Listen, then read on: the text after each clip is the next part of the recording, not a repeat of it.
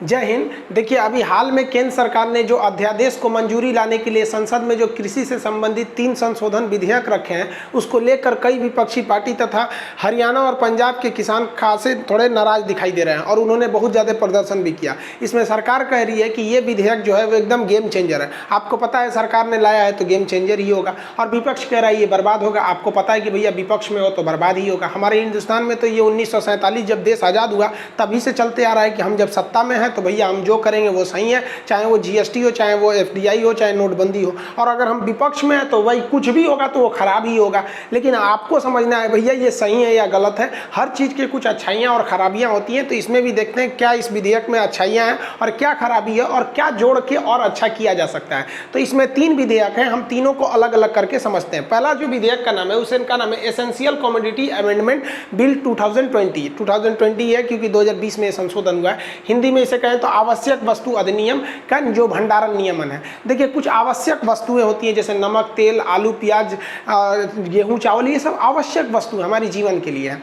अगर कोई किसान इसका भंडारण कर लेता है, कोई बड़ा व्यापारी इसका भंडारण कर लेता है, तो फिर उसकी रेट बढ़ जाएगा। जैसे आपके शहर में कई कंपनियों के तेल आते होंगे, सरसों तेल जिसमें आप खाना खाते हैं।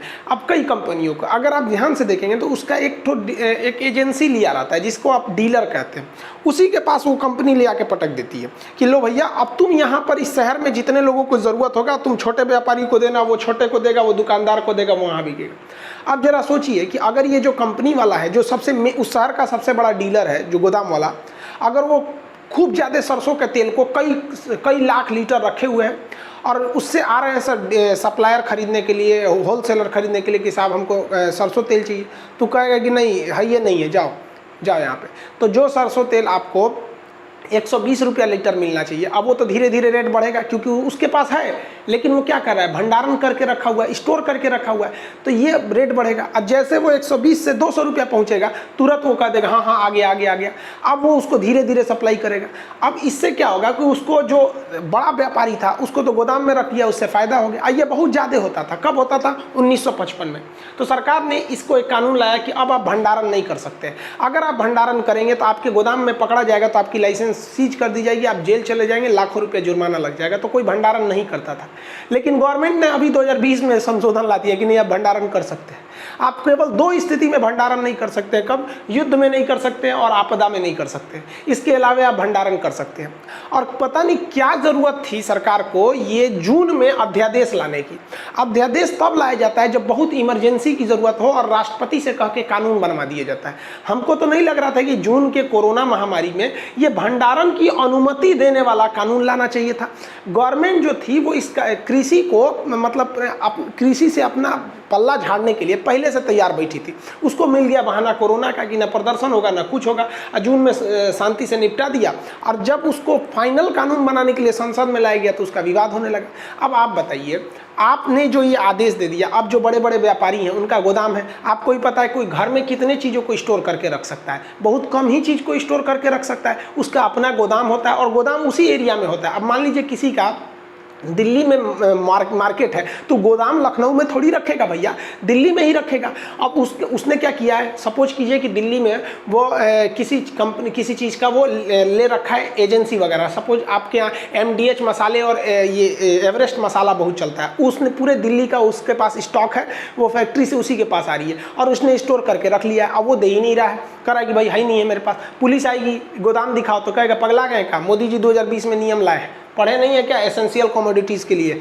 आप युद्ध है, अभी युद्ध चल रहा है कहीं नहीं, कोई आपदा आई हुई है, अभी तो खैर कोरोना है, कोरोना बीतने की बात करें, कोई आपदा है तो पुलिस कहेगी नहीं तो निकलिए यहाँ से। अब कह लिए गोदाम चेक कीजिएगा। गोदाम में भंडारण आप तभी चेक कीजिएगा जब युद्ध और आपदा के समय हम भंडारण करेंगे, उससे पहले हम कर सकते हैं। मसाले का रेट बढ़ जाएगा। क्या सोच के लाया गया हमको समझ में नहीं आ रहा है। गवर्नमेंट क्या कह रही है इस पर कि भाई हम ये भंडारण क्षमता व्यापारी को भी दे रहे हैं और किसान को भी दे रहे हैं कि किसान जो है अगर वो आलू बोया है और आलू बोते समय उस आलू का रेट 10 रुपया है तो आलू किसान भी रख ले अपने जगह पे, अपने यहाँ घर में आलू रख ले और 2 महीना बाद बेचे जब आलू का रेट 25 रुपया हो जाएगा तब। ये बताइए किसान के यहाँ नया फसल बोएगा, किसान का हवेली रहता है क्या? उसके घर में बेचारा कितने गरीबी से किसान जीते हैं सब नहीं समझ में आता है। बेचारा उसको खुद के रहने के लिए अच्छा सुविधाएं नहीं होती है। कहते हैं किसान के बारे में में घर तो पकती थी उसकी, लेकिन फिर भी वो किसान बारिश की दुआ मांगता था।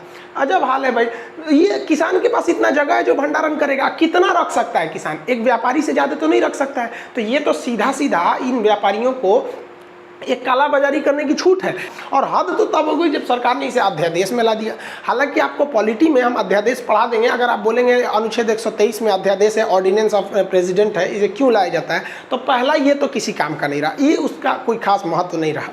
दूसरा विधेयक जो सरकार ने लाई है वो अच्छा है, लेकिन ये वाला आपको अगर अच्छा लगता है तो आप बताएंगे कमेंट करके कि अच्छा है पहला वाला। अब हमको उतना अच्छा नहीं है, अब हम हो सकता है कि हम गलत हों, आप किसान हैं, आप ज़्यादा समझते होंगे। दूसरा संशोधन जो लाया गया है उसको क्या लाया गया भाई, तो देखिए फार्मर्स, ये थोड़ा धुंधला दिख रहा होगा आपको, empowerment and production agreement on price insurance and farm services bill. इसको हिंदी में क्या है कि इसको मेन इसमें क्या रखा गया है, कॉन्ट्रैक्ट फार्मिंग को रखा गया। अब इस विधेयक को ध्यान से समझिए, इसमें जो मेन चीज़ें क्या कही गई, ये अच्छा है विधेयक। इसे हिंदी में कहेंगे मूल्य आश्वासन पर बंदोबस्त एवं सुरक्षा समझौता।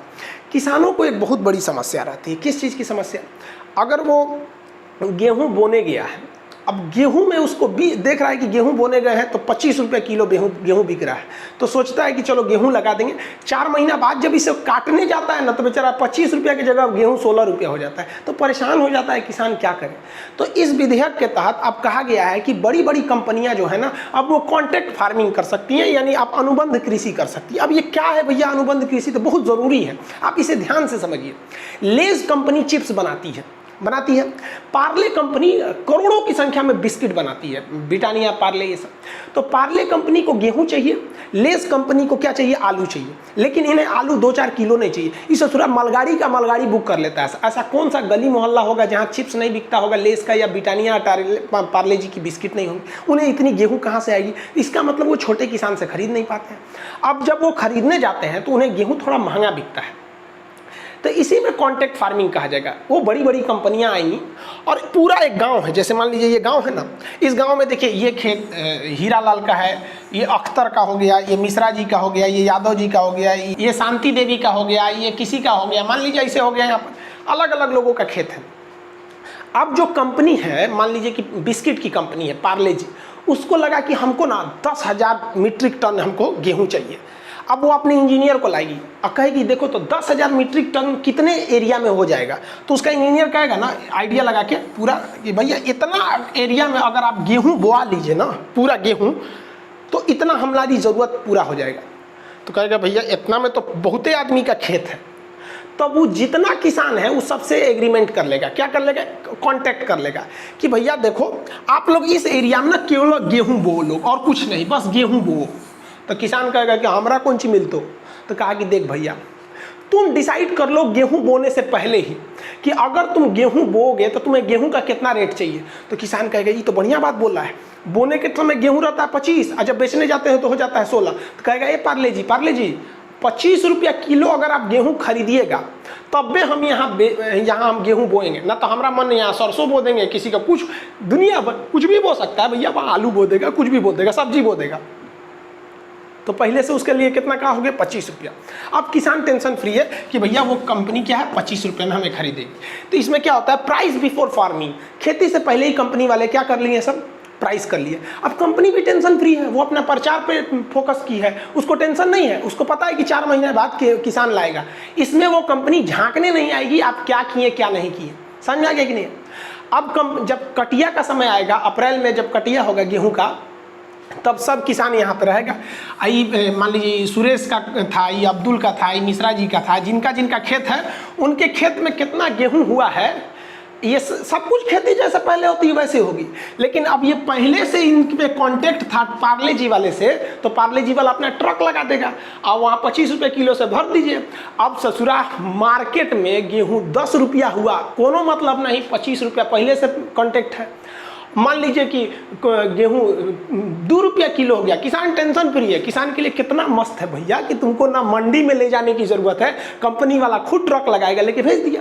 ऐसे ही किसी चिप्स वाले को आलू की जरूरत थी, करोड़ों टन आलू की जरूरत थी, आके कह देगा कि भैया आलू बो दो, आप बोइए, आप बिया लाइए, आप पानी डालिए, सब आप कीजिए, फसल खराब होगा तो आप समझिए, जो बचा हुआ फसल है उसको वो उस रेट पर खरीदेगा जो उसने पहले किया था। समझ में आ रहा है कि नहीं आ रहा? बेहतरीन है कि नहीं? ये बहुत अच्छा है। तो जो पहला नियम फालतू था वो हमें नहीं सही लगा, आपको लगा होगा। ये नियम हमको अच्छा लगा, लेकिन इसमें कुछ सुधार की जरूरत है, जिसमें गवर्नमेंट ने गांव के लेवल से लोगों से बात नहीं किया, इसलिए गड़बड़ हो गया। जरा इसमें समस्या समझिए। ये वाली कंपनी जो थी, इससे गेहूं कही थी कि हम 25 रुपया खरीदेंगे। आलू वाली कंपनी ने कहा था कि अगर तुम आलू बोओगे तो हम 30 रुपया आलू खरीद लेंगे, जो भी चीज़ है वहाँ पे। मान लीजिए कि यहाँ पे इन्होंने तो 25 रुपया गेहूँ तय कर लिया, और महंगाई बढ़ने के साथ मार्केट में अगर गेहूँ 50 रुपया बिकने लगा और किसान जाके चुपे चुपे 50 रुपये बेच दिया, तब क्या होगा? कौन सेटलमेंट करेगा इसका? एक ये होना चाहिए कि नहीं होना चाहिए। दूसरा, मान लीजिए कि यहाँ पर गेहूं का उत्पादन हो गया और उस कंपनी को घाटा लग गया, कंपनी बंद हो गई, तो फिर किसान का गेहूं कौन खरीदेगा? या जानबूझ के वो कंपनी किसान से गेहूं नहीं खरीदेगी, तब क्या होगा? या 25 रुपया बोली है और करने के समय करिए देना है तो 20 रुपया में दो, नहीं तो जाओ भाड़ में जाओ, तब क्या होगा? तब गवर्नमेंट ने कहा है कि ये जो एग्रीमेंट होगा, ये मंडी के अधिकारी इसका क्या करेंगे? एग्रीमेंट करेंगे। यही गलती कर दिया है। गवर्नमेंट को कहना चाहिए कि जो कंपनियां हैं जो कांटेक्ट करने के लिए आ रही हैं, वो एग्रीमेंट करेंगी इस गांव के मुखिया जी से, जो प्रधान होते हैं ना, ग्राम प्रधान, विलेज पंचायत के मुखिया से, उसके उपस्थिति में ये क्या करेंगे? वो लोग इस एग्रीमेंट को करेंगे। इससे क्या होगा? किसानों का शोषण नहीं होगा। आप कहेंगे कैसे? तो सुनिए, एक गांव जब भी कंपनी कांटेक्ट लेती है ना, तो 2-4 कट्ठा खेत नहीं लेती है, पूरा गांव ले लेती है। 10-20 गांवों को कहेगी भैया इतना में आलू बो दो, हमारी चिप्स की कंपनी है। वो कहेगा भैया इतना में ना आप मूंगफली बो दो, हम पीनट्स बेचते हैं। कोई कह देगा इतना में। मतलब समझ रहे हैं ना कि 1-2 आदमी से थोड़ी ना कांटेक्ट करने आएगी वो। जब एक आदमी से 2 बीघा में कांटेक्ट करेगी तो डायरेक्ट दुकान पर से नहीं खरीद लेगी कि आपका 6 महीना इंतजार करने जाएगी। वो कांटेक्ट करते हैं तो गाँव का गाँव। अब जब गाँव का गाँव कांटेक्ट करेगा तो गाँव में तो बहुत से लोगों का क्या होती है? ज़मीन होती है। कोई एक आदमी से तो ज़मीन नहीं है, इसका मतलब पूरे गांव से कांटेक्ट हुआ है, तो पूरे गांव के लोगों को खेती का बात है। अब मुखिया जो है उसको हर 5 साल पे वोट मांगने जाना है। अब मान के चलिए कि कंपनी वाला बोला है कि इस गांव की जितनी गेहूं है हम 20 रुपया 25 खरीदेंगे, और अगर वो 20 रुपया खरीद रहा है, मनमानी कर रहा है, तो मुखिया लड़ेगा ना जी उससे कि तुम कैसे कर दिया। मुखिया का पावर है। और अगर नहीं लड़ेगा मुखिया तो गांव के लोग याद रखेंगे कि यार ससुरा तू याद कर तो 5 साल बाद वोट नहीं दिलाएंगे। और गाँव की मेंटेलिटी अलग होती है भाई साहब। गाँव में हर आदमी एक दूसरे को बाई फेस पहचानता है। अब गाँव में घुस जाइएगा तो सब देखेगा सर ससुरा बाहर का है, गाँव का नहीं है। शहर में कौन आया मर गया चला गया पता ही नहीं चलता। गाँव में इंसानियत रहती है और शहर में इंसान रहा करते हैं, दोनों में फर्क होता है। तो मुखिया को दे दे से एक फायदा हो जाएगा कि मुखिया जब भी सुनेगा वो कंपनी का नहीं सुनेगा। कंपनी बाहर में जब तुम कहा कि कंपनी हमको नहीं मतलब, मुखिया जब भी सुनेगा वो अपने वोटर्स का सुनेगा। आप ध्यान दीजिएगा, कोई भी अपने वोटर्स का सुनता है। लेकिन अगर आप अधिकारी को दे देंगे तो उसका क्या मतलब बनता है यार? उसको ड्यूटी करे तो भी उतनी सैलरी, नहीं करे वो भी सैलरी। और अगर अधिकारी को बैठाएंगे तो जानता है किसान का सुनेंगे तो पैसा नहीं मिलेगा, कंपनी का सुनेंगे तो पैसा मिलेगा। गवर्नमेंट यही गलती कर रही है। ये जो एग्रीमेंट है इस गाँव के प्रधान या मुखिया के नेतृत्व में करना चाहिए, तो ये सोने पर सुहागा हो जाता। दूसरा, ये वाली चीज़ें अच्छी हैं और ये बहुत पहले से आ रही है। अगर गवर्नमेंट कहती है कि नहीं हमने लाया है तो नहीं। ये जो कॉन्ट्रैक्ट फार्मिंग है 2012 से हो रही है, जब मनमोहन सिंह के समय था, लेकिन उस वक्त बहुत छोटे छोटे पैमाने पर था। और अभी गवर्नमेंट ने जब संसद से विधेयक ला दिया तो ये बहुत बड़े पैमाने पर होगा। आप समझ गए? अब तीसरा समझते हैं। आई होप आप कॉन्ट्रैक्ट फार्मिंग समझ गए होंगे। इस विधेयक में यही बोला गया है, मूल्य आश्वासन। ये कंपनी क्या दे रही है? आपके प्राइस का आश्वासन दे रही है और बंदोबस्त और सुरक्षा समझौता कर रही है। यही गलती है, सुरक्षा समझौता अधिकारी के न होकर मुखिया को किया जाना चाहिए। आप समझ गए? सहमत है तो कमेंट करके बताएंगे। अगले पे चलते हैं हम लोग। तीसरा जो चीज़ है, देखिए भैया, जितना विवाद है ना वो तीसरे को ही लेकर है, और तीसरा वाला अजीब टाइप का है भी। देखिए तीसरा में क्या है, इसमें कहा गया है farm produce trade and commerce promotion and facility bill. अब ये क्या है भाई? कृषि उत्पाद व्यापार और वाणिज्य, ये शॉर्टकट में समझिए इस विधेयक का नाम है। इसमें क्या कहा गया है? कहा गया है कि जो किसान अपना अनाज उत्पादित कर रहा है, अब वो ट्रक्स में ट्रैक्टर में लोड करके लाता था और मंडियों में बेचता था। ठीक है, कहाँ बेचता था? मंडी में। अब वो चाहे तो मंडी के अलावे और भी कहीं बेच सकता है। हमको तो इसी पे सबसे ज़्यादा हंसी आता है। अरे भैया, खुद गवर्नमेंट की एक संस्था है NSSO, जो बेरोजगारी का भी आंकड़ा देती है और इन लोग का भी आंकड़ा देती है। इसको सरकार ने खत्म कर दिया कि ससुराल रहेगा तो बार बार बेरोजगारी का आंकड़ा देगा। ये आंकड़ा दे देगा तो सब कहेगा सर रोजगार दो, इसलिए ना रहेगी बांस ना बजेगी बांसुरी। अब आंकड़ा ही नहीं मिलेगा बेरोजगारी का। तो ये NSSO ने क्या कहा कि पूरे हिंदुस्तान में जितनी खेती होती है ना, उसका महज 6% ही मंडी में जाकर बिकता है। महज 6% जाता है मंडी में, बाकी 94% इधर उधर जाता है। कोई किसान अपने चौराहा पे जाके बेच दिया, कोई किसी साहूकार को बेच दिया, किसी बड़े किराना वाले को बेच दिया, ऐसे ही बिकता है भाई साहब 94%। और आप लोग अगर किसान होंगे तो आप दिल पे हाथ रख के बोलिएगा कि अगर आप 100 लोग देख रहे हैं ना वीडियोस को किसान भाई लोग में से, तो आप में से 6 लोग ही होंगे जो मंडी में जाकर बेचते होंगे। कई लोग को तो पता ही नहीं सोच रहा मंडी होता क्या है, कि बहुत जगह मंडी है ही नहीं। आप अगर पूर्वांचल यूपी का पूर्वी एरिया देखेंगे तो मंडी इधर है ही नहीं है, काम की मंडी नहीं है। बिहार में मंडी है जिसे बाजार समिति कहा जाता है, वो आगे हम समझाते हैं आपको। तो गवर्नमेंट ने विधेयक लाया है कि अब आप बाहर भी बेच सकते हैं। तो भाई आप कहाँ थे इतना दिन, सोए थे कि पूरे किसान का 94% लोग बाहर ही बेच रहे थे। तो ये विधेयक लाके आप कह रहे हैं कि नहीं आप बाहर भी बेच सकते हैं, तो मतलब आपको क्या लग रहा था कि 100% किसान मंडी में बेच रहा था? तो हमको ये नहीं समझ में आया कहना क्या चाह रहे हो भाई गवर्नमेंट। अब उनका क्या कहना है, जो गवर्नमेंट ने सफाई में क्या दिया है कि बिचौलियों जो बीच में थे उनकी छुट्टी हो जाएगी, जिसे आड़ती कहते हैं। अब इसको समझ जाइए आप पहले। ऑल इंडिया मतलब आप कहीं भी बेच सकते हैं। आप बिहार में किसी चीज़ का उत्पादन करके आप बंगाल में बेच सकते हैं, तो पहले भी बेचते थे। हाँ, थोड़ा सा अब सहूलियत हो जाएगा, ये बात मानते हैं कि गवर्नमेंट अब इसे ऑनलाइन कर देगी। तो इसलिए 100% कहना गलत है कि नहीं इससे गवर्नमेंट ने कुछ नहीं किया। एक अच्छाई ये है कि आप कहीं का कुछ भी कर सकते हैं। अगर मान लीजिए आप प्याज लाए महाराष्ट्र में, तो आप वहीं से ऑनलाइन बुक कर सकते हैं, ट्रेडर्स के माध्यम से आप पटना भेज सकते हैं, दिल्ली भेज सकते हैं। ये अच्छी बात है। अब बात थोड़ा आपको दिक्कत होता होगा, आड़ती क्या है यानी बिचौलिया क्या है।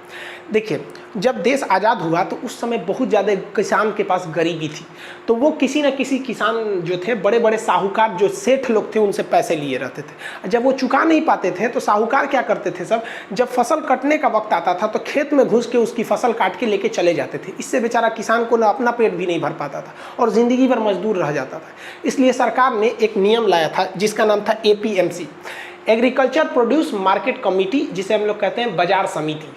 बिहार में लोग इसे बाजार समिति कहते हैं, शॉर्टकट में इसको बाजार समिति कहते हैं। लेकिन अगर दिल्ली, पंजाब, हरियाणा की बात करेंगे तो लोग इसे मंडी कहते हैं, बिहार की बात करेंगे तो बाजार समिति कहते हैं, क्योंकि बाजार समिति ही इसका असली नाम भी है। एग्रीकल्चर प्रोड्यूस यानी खेती से उत्पादित होने वाला, मार्केट कमेटी, तो मार्केट माने बाजार, कमेटी माने समिति, तो बाजार समिति इसका एक्यूरेट नाम है। तो बट उधर दिल्ली, हरियाणा, पंजाब के लोग मंडी कहते हैं। अब इस मंडी में खरीदता कौन है? दुकान। अब बताइए, पार्ले जी कंपनी को गेहूं चाहिए तो मंडी में खड़ा रहेगा पार्ले जी का मालिक, यहाँ टाई बेल्ट लगा के, वो किसान ट्रैक्टर से उतारो, नहीं खरीदा रहता है। तो मंडी एक बड़ा सा जगह होता है, उस मंडी में आड़ती होते हैं। आड़ती क्या है? व्यापारी लोग होते हैं, जिसे हम लोग बिचौलिया कहते हैं। बिचौलिया, बिहार में लोग इसे गद्दी कहते हैं। आड़ती को बिहार में लोग क्या कहते हैं? गद्दी कहते हैं। मतलब अगर कोई किसान है, उसके यहाँ एक ट्रैक्टर टमाटर हो गया, एक ट्रैक्टर क्या हो गया? टमाटर हो गया। अब बताओ भैया, वो टमाटर कच्चा सौदा है, वो जल्दी जल्दी निकालो नहीं तो सड़ के खराब हो जाएगा। अब वो किसान जानता है कि अगर हम इसको फुटपाथ पे बैठ के बेचेंगे ना तब ज़्यादा पैसा मिलेगा, लेकिन वो बैठ के बेचेगा कहाँ? साल में उसको 10 दिन के लिए कोई तो दुकान लगाने नहीं देगा। आपसे कोई कहेगा किसान कि आपके दरवाजे पे हम 10 दिन तक टमाटर बेच दें, आप बेचने देंगे? नहीं बेचने देंगे। हर व्यक्ति यही चाहता है कि हमें एक ऐसा किराएदार मिले जो हर 12 महीने रहे, तो कोई 10 दिन के लिए तो देगा नहीं। अब वो जानता है कि अगर मार्केट में 40 रुपया टमाटर है और हम इसको बेचेंगे 38 को यानी बिचौलिया या फिर गद्दी पर, तो ये 40 रुपये नहीं खरीदेगा। ये कितने में खरीदेगा? 25 रुपये खरीदेगा। हो सकता है 20 रुपये में ही खरीद ले, मतलब 20 से 30 में खरीदेगा। मार्केट जो रेट है उससे कम में खरीदता है। समझ में आ गया कि नहीं आ गया? ये कहता है कि हम 2.5% कम में खरीद रहे हैं, लेकिन ये बहुत कम में खरीद लेता है। अब इससे ऐसा नहीं है कि इसको फायदा है, किसान को फायदा नहीं है, दोनों को देखिए, समझिए।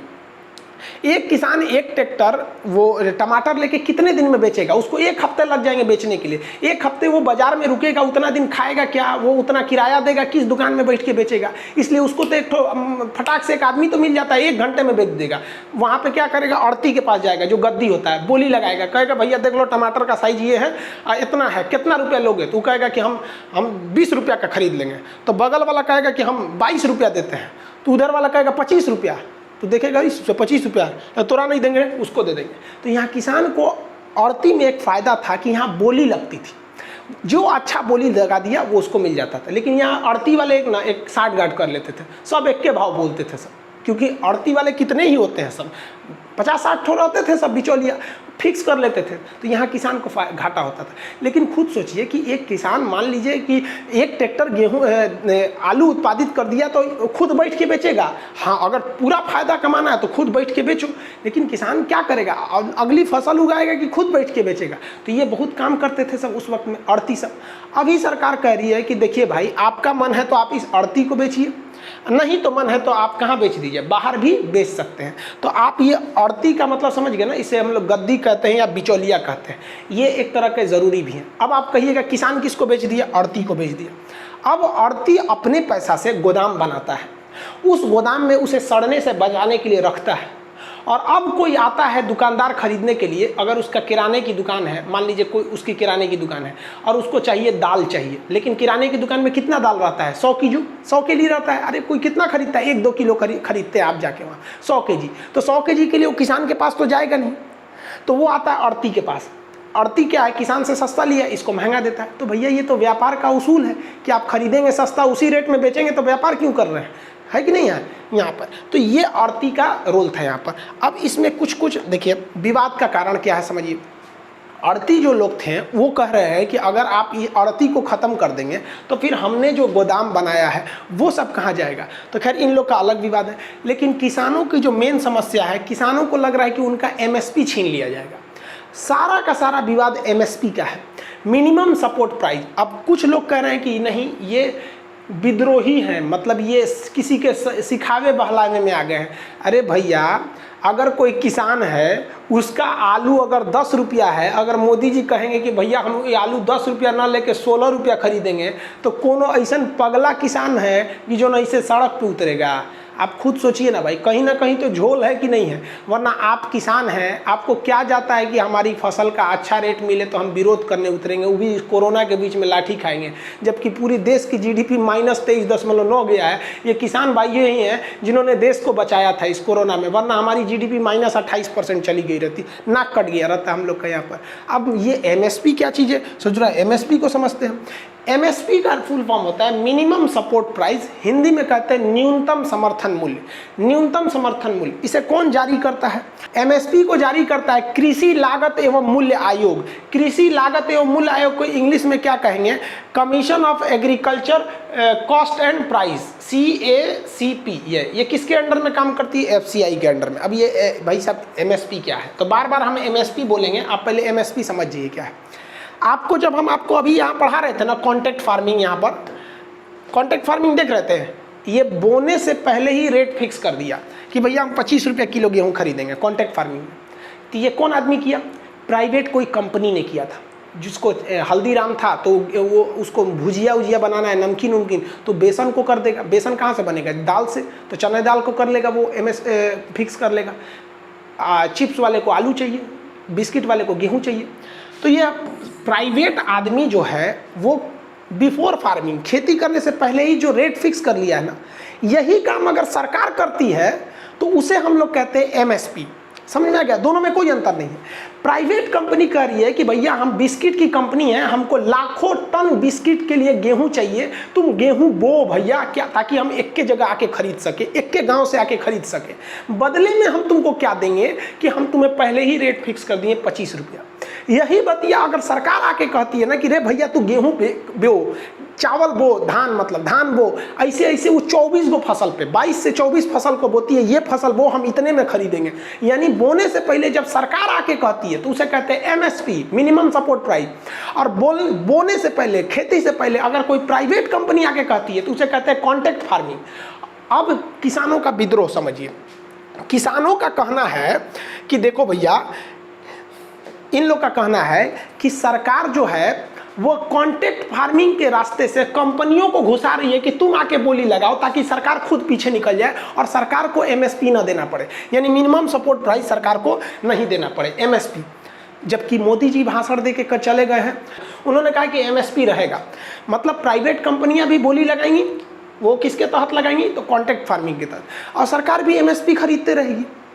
लेकिन फिर इतना विद्रोह क्यों हो गया, क्योंकि सरकार की मंशा पर सवाल है।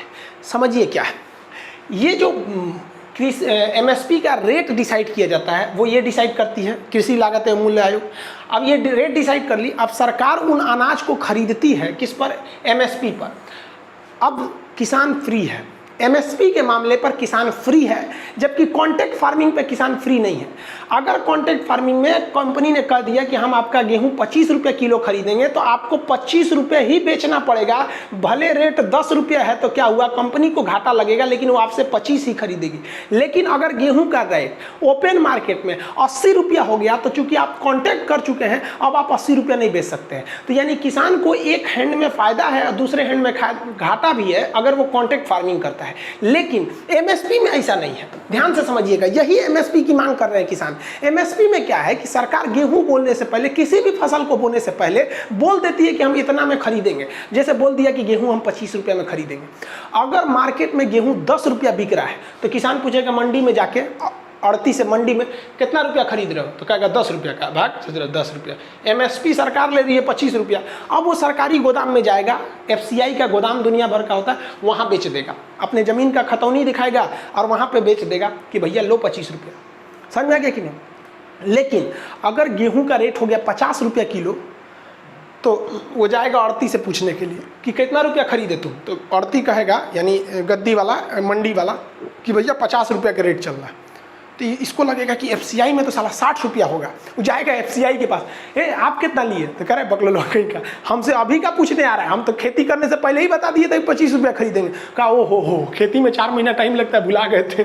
तो कहेगा ये सोच रहा हूँ, वहाँ FCI गोदाम में MSP जो है वो 25 रुपया है, वहाँ पे कितना है 25 रुपया। आई मंडी में हम चले आए हैं तो मंडी में हमको फायदा मिल गया है, कितना रुपया हो गया मंडी में 50 रुपया। अब इसमें तो कांटेक्ट था ही नहीं किसानों के बीच में, सरकार था। अब किसान क्या कहते हैं, सब इस मंडी में नहीं बेचता है, सब सीधे MSP पे ना बेच के किस में बेच देता है, सब मंडी पे। तो आप ये तो समझ गए कि आप बताइए फायदा किस में है, फायदा तो MSP में है। भैया यहाँ भी सिक्योरिटी मिल रही है MSP में, और कॉन्ट्रैक्ट फार्मिंग में भी सिक्योरिटी मिल रही है कि बाबा हमारा पहले रेट फिक्स है। लेकिन कॉन्ट्रैक्ट फार्मिंग में अगर मुनाफा ज़्यादा हुआ बाहर में तो आप बाहर नहीं बेच सकते हैं, और MSP में अगर मुनाफा ज़्यादा मिल रहा है बाहर तो इसको छोड़ दीजिए, कॉन्ट्रैक्ट नहीं है, बाहर भी बेच सकते हैं। किसानों का कहना है कि सरकार ये MSP हटा देगी। अब मोदी जी का कहना है हम MSP नहीं हटाएंगे। देखो भाई साहब, हम किसान को भी कहते हैं आप भी बहक रहे हैं, और मोदी जी को भी कहते हैं आप बहुत होशियार हैं। गवर्नमेंट की चाल क्या है कि ना हम MSP हटेबो नहीं करेंगे और रहले कोनो काम का नहीं रह जाएगा। समझिए कैसे, सरकार कहती है कि हम किसानों से 25 रुपया किलो गेहूं खरीदते हैं, ठीक है, और राशन कार्ड पे वही गेहूँ 2 रुपया किलो बेच देते हैं। तो सरकार को तो घाटा हो रहा है कि नहीं हो रहा है यहाँ पर। तो सरकार की भाई बात कहना सही है कि भाई गोदाम में रहने से खराब भी हो जाता है। हम आपको अभी तो फिजिक्स में हम आपको पढ़ाएंगे कि गोदाम में अनाजों की रक्षा करने के लिए कौन से रेस का प्रयोग किया जाता है। तो गामा रेज, गामा किरण, उसमें लाइट लगा दी जाती है गामा रेज का, जिससे कि उसमें कीड़े मकोड़े नहीं लगते हैं। और अगर बारिश से वो भीग के खराब ना हो जाए, उसमें से अंकुरन ना निकल जाए, उसमें दाना ना निकलने लगे, इसलिए उसके ऊपर पेस्ट कर दिया जाता है। पेस्ट, वो पेस्ट लगा देने से गेहूँ के अंदर की नमी बरकरार रहती है, ज़्यादा नमी सूखती नहीं है वरना बीज मर जाएगा, और ज़्यादा भीगता भी नहीं है, नहीं तो उसमें से अंकुरन निकल जाएगा, गोदामे में फलने लगेगा। तो पेस्ट लगा दिया जाता है। और भी क्वेश्चन पूछेगा, याद रखिएगा कि फसल बोते समय किस चीज़ की ज़्यादा अधिकता होनी चाहिए। तो बीज बोते समय फास्फोरस की अधिकता होनी चाहिए। लेकिन जब 1 फुट का पौधा हो जाता है, यानी जब पौधा का शकल ले लेता है, तो उस समय नाइट्रोजन डालना चाहिए, यूरिया वगैरह। और उस समय उससे पहले आपको फास्फोरस के लिए आपको आते हैं सब, उसको डालना चाहिए, पोटास वगैरह। समझ में आ गया कि यहाँ पे तो ये गोदाम है। FCI यहाँ पर काला धंधा कर देती है। सरकार तो आएगी नहीं इसको खरीदने के लिए, तो FCI क्या करती है, इस गोदाम पे अपने अधिकारियों को बैठा देती है। अब अधिकारी लोग इस गोदाम पे बैठ गया। अब यहाँ थोड़ा समझिए, ये MSP का रेट है कितना, 25 रुपया गेहूँ। किसान आया, कहा कि भाई साहब मंडी में 10 रुपया किलो गेहूँ बिक रहा है, आप हमको खरीद लीजिए यहाँ पर, क्योंकि आप ही बोले थे MSP कितना है 25 रुपया। तो कालाबाजारी कैसे होता है, इस पे बैठा जो अधिकारी है, ये ससुरा अधिकारिया क्या कहता है पता है कि देखो भैया हमारे गोदाम में अभी जगह नहीं है, बोरा खत्म हो गया है, जगह नहीं है। अब बताइए, जब बोरा खत्म हो गया है, जगह नहीं है, तो क्या करेगा, तो ये किसान को लौटा देता है। और जब ये किसान लौट कर मजबूरी में मंडी में जाता है, वहाँ 10 रुपया बेचता है, तो ये अधिकारी मंडिया में पहुँच जाता है और कहता है किसनवा बेचा है कितना रुपया, 10 रुपया, तुम हमको दे दो 12 रुपया, या हमको दे दो 15 रुपया। तो उसी किसान से ये बाहर जाके दलाल से खरीद लेता है और खुद क्या करता है, इस गोदाम में भर देता है और सरकारी खाता में दिखा देता है किसान से हम 25 रुपया खरीदे हैं, जबकि ये अधिकारिया काला बाजारी में खरीद के लाया है 15 रुपया। अब हर केजी पर इसको बैठे बैठाए कितना रुपया फायदा मिल गया इसको, 10 रुपया। किसान भी बेचारा 1 किलो गेहूं पे 10 रुपया नहीं कमा सकता है और ये FCI के बैठे हुए लोग 10 रुपया तुरंत कमा लेते हैं। किसान जाएगा ना, कह देगा बोरा नहीं है, जगह नहीं है, सड़ रहा है, जाओ, खाली नहीं है, बाबू नहीं है, ये नहीं है, इतना ना दौड़ा देगा कि आप MSP पे बेचिए नहीं पाएंगे, तो मजबूरी में जाएंगे। इसीलिए हम कहें भैया पूरे हिंदुस्तान में 6% लोग हैं, किसान हैं, जो MSP पर मंडी में बेच पाते हैं, FCI के पास बेच पाते हैं, बाकी 94% लोग बाहर बेचते हैं। मजबूर कर देते हैं ये लोग FCI वाले। अब देखेंगे ना, FCI के गोदाम में सड़ता है, अनाज सड़ रहा होता है, एकदम भयानक सड़ रहा होता है अनाज। गवर्नमेंट कह रही है कि भैया देखिए ये जो FCI वाला सीन है इसको बदलने की ज़रूरत है। अब हम थोड़ा सा, आपका मन, आप बाहर भी बेच सकते हैं, हमारे पास रखने का जगह नहीं है। अब देखिए महाराष्ट्र का किसान कहता है कि हम अगर प्याज को UP बिहार बेचते हैं तो हमको 20 रुपया किलो का रेट मिलता है, लेकिन यही प्याज हम अगर बांग्लादेश बेच देंगे तो हमको 55 रुपया मिलेगा। तो आपको केवल वही फायदा दिख रहा है जहां सरकार को फायदा है, किसान, जहां प्राइवेट व्यक्ति को फायदा हो रहा है उसको नहीं समझ में आ रहा है। अब आप सोचिए ना, अगर बांग्लादेश प्याज चला जाए, अफ्रीका प्याज चला जाए तो कितना फायदा होगा। तो आप कहेंगे कि खान साहब आप तो सनक गए, तो हम लोग कौन सी प्याज नहीं खाएंगे क्या? हम लोग, निर्मला सीतारमन कही थी प्याज बढ़ गया तो कहती हैं कि हम नहीं खाते हैं प्याज, तो हम लोग क्या खाएंगे? तो भैया उत्पादन की क्षमता को तो बढ़ा सकते हैं। आप बोल तो सकते हैं बाकी किसानों में कि भैया महाराष्ट्र के किसान इस बार जो है प्याज उसको कहाँ बेच देंगे, बाहर में, इसलिए प्याज की कमी हो जाएगी, तो यहाँ का किसान प्याज बोएगा। पता चलता है कि उन्हीं किसान प्याज बो दिया, इन्हीं बेच दिया, प्याज हो गया एकदम में सस्ता। अगली बार किसान कहता दूध से प्याज 5 रुपया बिका था, अगली बार नहीं बोएंगे, तो उन्हीं वाला नहीं बोया, इन्हीं वाला नहीं मिला, प्याज हो गया 200 रुपया किलो। कोई सिस्टम ही नहीं है यहाँ पर। तो किसानों का कहना है कि गवर्नमेंट अपनी फायदा सोच रही है, गवर्नमेंट कह रहा है कि हम इसमें क्या ही लिए खरीदे जाए। अब किसान मोदी जी की बातों नहीं सुन रहा है सब किसान। मोदी जी का भी कहना सही है कि कांग्रेस ने जितना किसानों से MSP पर, कितने पर, MSP पर अनाज खरीदा था, उससे 30 गुना ज़्यादा अनाज गवर्नमेंट BJP ने खरीदा है। ये वास्तविकता है। अब हम नहीं कह रहे भाई ये सरकारी आंकड़ा बोलता है, हम नहीं बोल रहे हैं, हकीकत भी है, खरीदा है। तो मोदी जी अपना सीना थपथपा रहे हैं कि हाँ भाई खरीदे, सही बात है। लेकिन मोदी जी की मजबूरी बना के गए थे मनमोहन सिंह की 2013 में उन्हें लग गया था कि हम जीतने वाले नहीं हैं, तो उन्होंने एक चुनावी दाव खेला था, उसको नेशनल सिक्योरिटी बिल, खाद्य सुरक्षा विधेयक, याद होगा आपको। और उन्होंने कहा था कि अब हर राशन कार्ड पर 2 रुपया किलो गेहूं जो BPL वाले हैं और 3 रुपया किलो चावल बिकेगा। 2014 में विधेयक को पारित करके मनमोहन सिंह चल गए। अब मोदी जी आए तो कपार पे पड़ गया मोदी जी को, कहा कि दूध तरीका तो चल गए हैं यहाँ, अब मोदी जी को देना पड़ रहा है। अब विधेयक तो संसद का है, संसद से पारित विधेयक कोई भी सरकार रहेगी उनको मानना पड़ेगा, इसलिए मोदी जी जो हैं वो खरीद रहे हैं, ये वास्तविकता है। लेकिन इसी गवर्नमेंट ने कि जो शांता कमेटी थी, शांता कमेटी ने कहा कि MSP पर जो हम लोग खरीद रहे हैं वो हमारी इकोनॉमी पे बोझ पड़ रहा है, इसकी जिम्मेदारी हटा देनी चाहिए, प्राइवेटलाइजेशन को इसमें करनी चाहिए। किसान यही कह रहा है कि मोदी जी, एक और आप कहते हैं नहीं हटने देंगे, वो कमेटी कहता है। और मोदी जी जिस पार्टी के सदस्य हैं ना, BJP, उस पार्टी के अध्यक्ष रहे थे ये भाई साहब नितिन गडकरी जी 2012 से 14 के बीच में वहाँ पे। फिर बाद में इनमें एक तो फैक्ट्री घोटाला का आरोप लग गया तो इनको हटाकर राजनाथ सिंह को अध्यक्ष बनाया गया, और राजनाथ सिंह की अध्यक्षता में मोदी जी प्रधानमंत्री बने थे। फिर जाके अमित शाह अध्यक्ष बने और अभी JP नड्डा है, समझ में आ गया। आज से 10 साल पहले की बात है ये। तो इन पे आरोप लगा, ये क्या कहे, इन्होंने स्पष्ट बोला था नितिन गडकरी साहब कि MSP is an extra burden of our economy.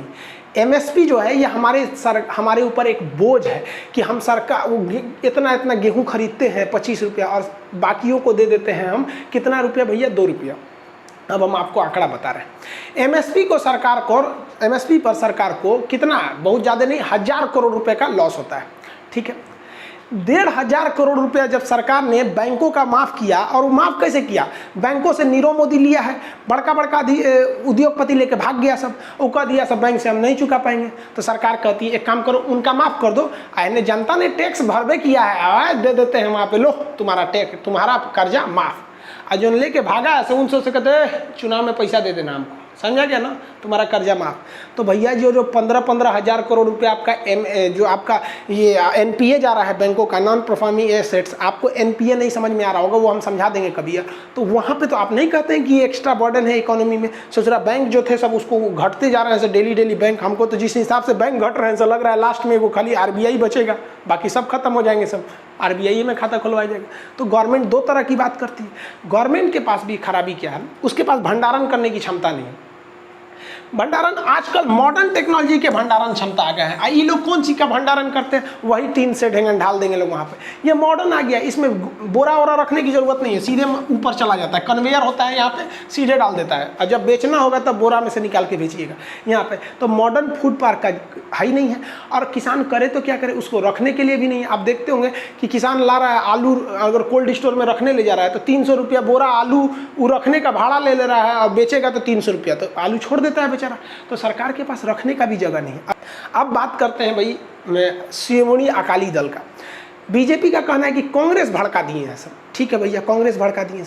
तो भाई बीजेपी की गठबंधन की सरकार ही है शिरोमणि अकाली दल, और अकाली दल की तो भाई साहब ये मंत्री रही आपकी, अभी 2 दिन पहले मंत्री थी हरसिमरत कौर, ये तो मंत्री रही थी। अब इनकी बात सुनिए भाई, जब सरकार इसे आनन फानन में राष्ट्रपति द्वारा अध्यादेश लगवा रही थी जून में, तो ये मंत्रिमंडल की बैठक में थी ये, और जब सरकार लेके आई विधेयक तो किसानों ने विरोध कर दिया। इन्होंने देखा बाप रे बाप, पंजाब के किसान विरोध कर देगा सब, क्योंकि पंजाब में और हरियाणा में मंडी ज़्यादा है, बाकी जगह पे मंडी कम है, तो इन्होंने देखा हमारा सरकारी गिर जाएगा। तो कहती है ना हम इसके विरोध में हैं, मंत्रिमंडल पद से इस्तीफा दे दी। मतलब आप समझ रहे हैं क्या है भाई। तो खैर इस्तीफा दे दी वो अलग बात है। अब बात करते हैं कंक्लूजन की। देखिए, आज़ादी से लेकर आज तक रियलिटी यही है कि सरकार किसानों को ना देखी है और ना देखना चाहती है, उनका विकास नहीं देखना चाहती। गारंटी आपको बोलते हैं, समझिए कैसे। एक छोटा सा एग्जांपल देते हैं। जब देश आज़ाद हुआ तब से आज तक किसानों की इनकम 21 गुना बढ़ गई है। यानी 1950 की बात करेंगे और 2020 की बात करेंगे तो इस दौरान किसानों की इनकम लगभग 21 से 22 गुना बढ़ी है। आप 21 गुना मान के चलिए, 21 गुना इनकम बढ़ी है। यानी जो किसान 1 रुपया कमाता था 1950 में, आज वो 21 रुपया कमाता है। लेकिन इसी बीच जो सरकारी कर्मचारी हैं उनका इनकम 180 गुना बढ़ा है। यानी किसानों का इनकम 21 गुना और जो सरकारी कर्मचारी हैं उनका 180 गुना। जो टीचर बैठे हैं लोग ना, टीचर लोग, पहले टीचर की सैलरी नहीं थी उतनी, उनका 200 गुना बढ़ गया है। सोचिए। अब हम आपसे कहते हैं, आपके मन में आता होगा कि किसान सुसाइड क्यों करता है। जितने सरकारी टीचर हैं ना, उनका जो सैलरी 200 गुना बढ़ा है, उनको काट कूट के 21 गुना पे लाइए। और जितने सरकारी कर्मचारी हैं उनको 21 गुना पे लाइए। उनकी सैलरी जानती हैं कितना हो जाएगा? 9,000 रुपया। सरकारी मास्टर जो 1 लाख रुपया पढ़ा है उनका 9,000 हो जाएगा। फिर देखिए हर कॉलेज हर स्कूल में क्लास खोलेंगे ना, एक मास्टर लटकल रहेगा फांसी लगा के। आप समझ में आ रहा है किसान क्यों फांसी लगाता है? वाकई अगर किसी गवर्नमेंट को अगर किसानों की परवाह रहती है ना, तो वो वैसे ही बनाए जैसे एमआरपी होता है। एमआरपी हम आपको सिंपल बताते हैं। ये मेरा मोबाइल है, हम पुराना मॉडल का मोबाइल रखे हैं, ये बहुत है, 2016 का मोबाइल है। हम इसे 11,000 रुपये में खरीदे थे। इसका एमआरपी लिखा हुआ था 11,000 रुपये, यानी 11 कुछ समथिंग 1,999, 11,000 रुपये। कोई माई का लाल है जो बोल दे कि ये 11,000 का मोबाइल हम खान सर हम आपको 12,000 में देंगे या 15,000 में देंगे? नहीं दे सकते हैं आप। यहाँ पर मैक्सिमम रिटेल प्राइस एमआरपी होता है।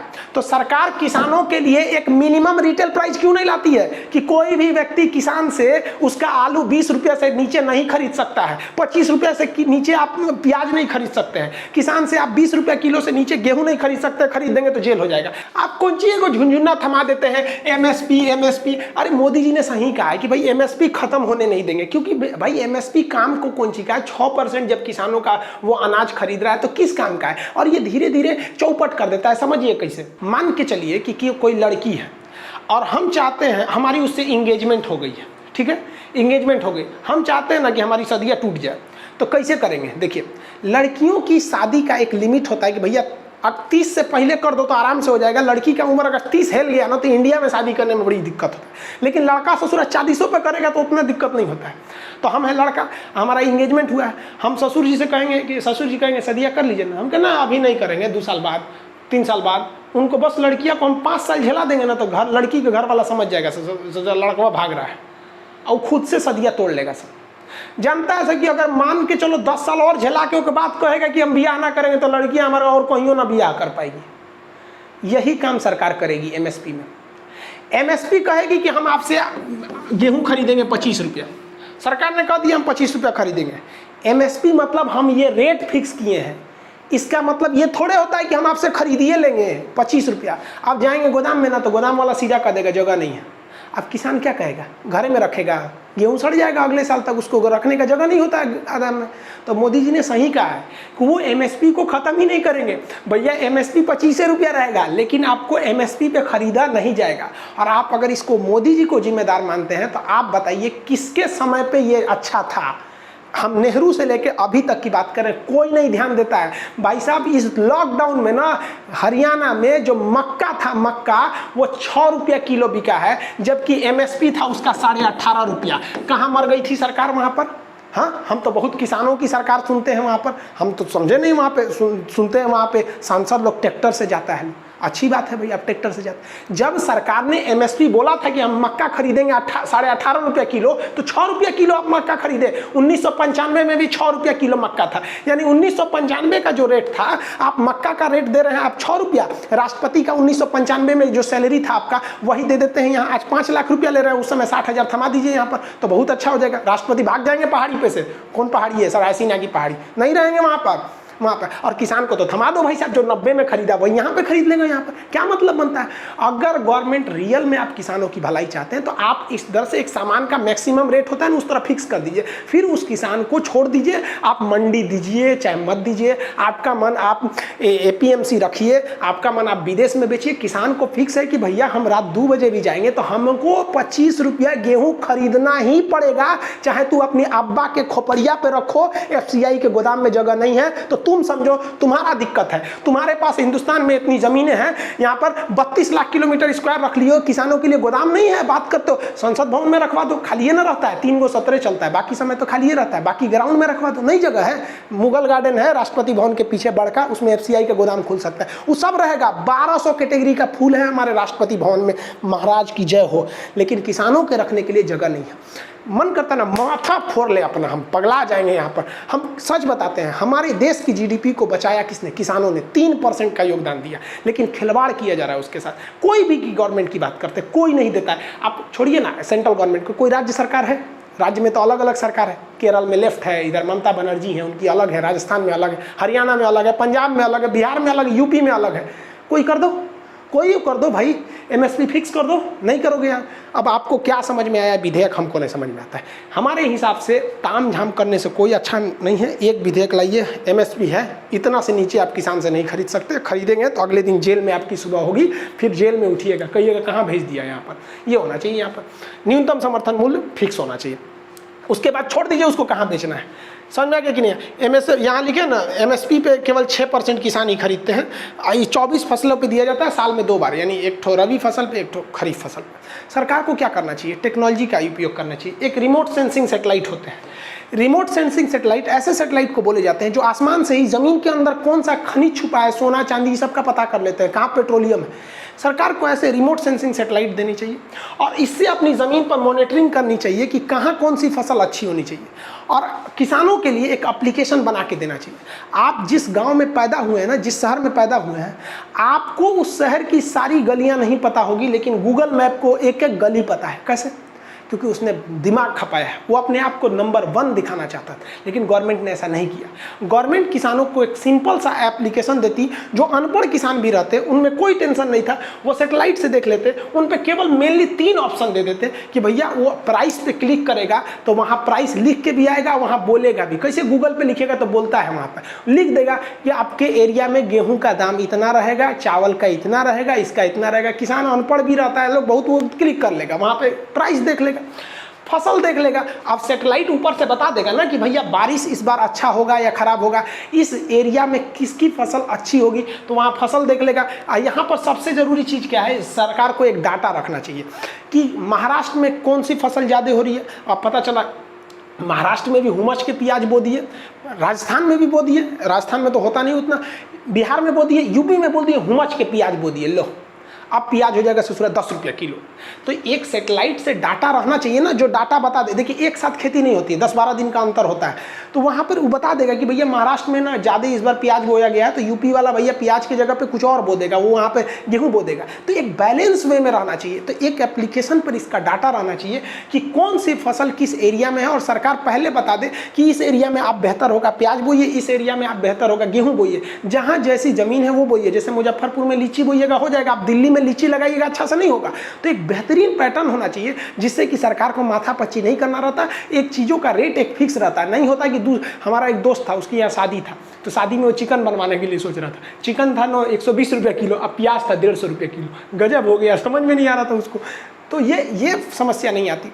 और उसके बाद मौसम, किसान को पता ही नहीं होता है किस वर्ष एल नीनो आएगा, किस वर्ष ला नीना आएगा, मानसून अच्छा होगा या ख़राब होगा। अगर किसान को पता, अब जैसे हम आपको बताते हैं यूपी वगैरह में बारिश बहुत अच्छी होती, लेकिन सरकार बोल देती ना कि बारिश इस बार थोड़ा पहले ही आ जाएगा ना, तो किसान जो था ना, जो धान का बिया लगाया था वो थोड़ा ऊंचे जगह पे लगा देता है, जिससे कि उनका बिया नहीं बहता। इस बार क्या हुआ, जो धान बह गया वो तो बह गया, लेकिन जो बच गया बहुत बेहतरीन हुआ है। तो इस बार जो इंद्रदेव मेहरबान थे जिन्होंने अर्थव्यवस्था को बचाया है। तो सरकार को ये सब चीज़ों पर ध्यान देना चाहिए, एक प्लेटफॉर्म टेक्नोलॉजी का यूज़ करना चाहिए और एक सिस्टमेटिक बताना चाहिए कि भैया किस एरिया में कौन सी फसल हो रही है, ताकि एक बैलेंस वे में रहे और हम लोग ऐसा ना हो कि ज़्यादा किसी चीज़ को उत्पादन कर ले और किसी चीज़ का उत्पादन कम कर ले प्राइस वगैरह के लिए। एक बात ही हम कहना चाहेंगे, अगर किसान को बचाना है तो भैया MSP फिक्स कीजिए कि उससे नीचे, चाहे तो साहूकार हो, चाहे प्रधानमंत्री हैं, चाहे FCI हैं, चाहे आपके बिचौलियाँ हैं, गद्दी हैं, बाजार समिति है, उससे नीचे आप उससे नहीं खरीद सकते। किसान बच गया भाई साहब, वरना किसानों का जो पलायन होगा ना बड़े बड़े शहरों में। आप देखिए करोड़ों लोग लॉकडाउन के बीच में गांव में आए हैं। ये एक नया मौका प्रकृति ने हमको दिया है कि आज भी उन किसानों के लिए भला सोचिए, वो हमारे देश की GDP को बचा लेंगे। और नहीं तो कितना काम आया आपका ये बड़ी बड़ी बिल्डिंगें और बड़ी बड़ी ये फैक्ट्री वगैरह, सब तो धाराशाही हो गई। ये किसानों ने ही बचाया था, इनके साथ अन्याय नहीं करना चाहिए। ये चीज़ आपको राजनीतिक लगेगी, अब हमको नहीं लगता इसमें राजनीति की बात है। आपको अगर लगता है कि नेहरू से लेकर मोदी के बीच में किसी ने किसानों के लिए कोई बेहतरीन काम किया है तो आप कमेंट करके बताइए, और आप भी दबाव बनाइए कि सरकार MSP को लागू करे सख्ती से। मिलेंगे नेक्स्ट क्लास में, तब तक के लिए जय हिंद।